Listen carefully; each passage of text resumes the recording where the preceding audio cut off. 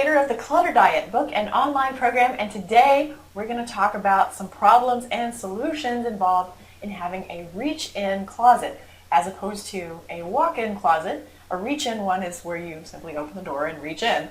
So there are some limitations, mainly the typical one being that builders will put in one rod and one shelf, and that's just not enough for people for a couple of reasons. First, you may have a lot of short hanging clothes like blouses and pants and jackets, and you really need to have another layer of clothing to be hung, but you don't have another rod for it. So one of the solutions is to simply add another rod and shelf below where you can have two levels of hanging clothing. You can do that by building one in with a handyman, or you can have even some products that just hook on.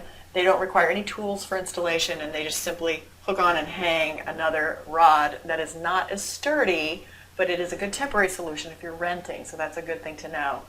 Of course, also you can rip this out and replace it with a system that really works better for you. There are a lot of affordable systems at your home improvement center that work really well. Then you can configure it exactly the way you want, and it's not that expensive, so look into that too. The other issue with the one rod, one shelf is the waste of vertical space that is between the top of the shelf and the ceiling. Often there are even several feet up above the top of that shelf that are completely wasted and unusable. And my favorite solution for that, that's also again good for temporary fixes and also very affordable fixes, is these stackable organizers. These are by Closet Made. You can buy them at discount stores. I have put together hundreds of these literally in my organizing career, and they work in all kinds of closets, not just reach-in ones. So they have this horizontal solution that I like for shoes, but you can use them for anything you want. And then they also have a vertical solution you can see here. Both of these, they stack, so you can see there's a little dowel rod that you can stick in the top and a little hole that enables the components to stick together, and they won't fall apart when you stack them.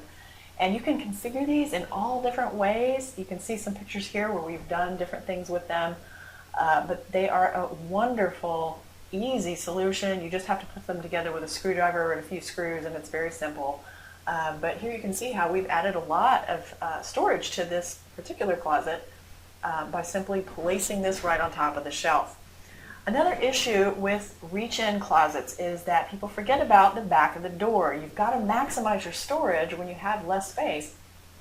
The back of the door really is another wall, so make sure you have something on it like shoe pockets or hooks or even a big jewelry organizer, but use that space. And think about all the wall space too, all the nooks and crannies. Right here on the side of the door, you can hang necklaces, belts, scarves, caps, all kinds of things. Even up above the door on the wall up there, you can hide and store all kinds of little things with hooks and nails and a little creativity. So if you like these tips, we hope that you will check out our other videos here on YouTube. We have our channel at clutterdiet.tv, and we'd love for you to subscribe and check us out every week. See you next time, and may you always be happy and grateful for having more than enough.